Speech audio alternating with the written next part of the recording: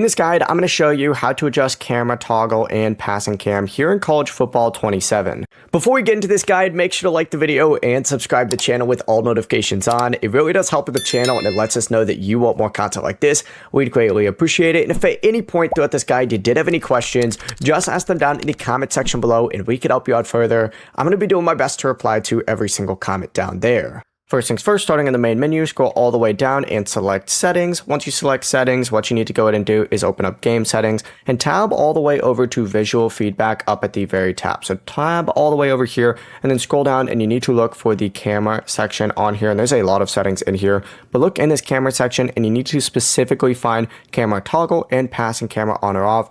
You can also change the offensive camera preset, defensive camera preset, and other camera options in the same menu, but choose whatever ones you want and then make sure you save your settings and back out and you are good to go.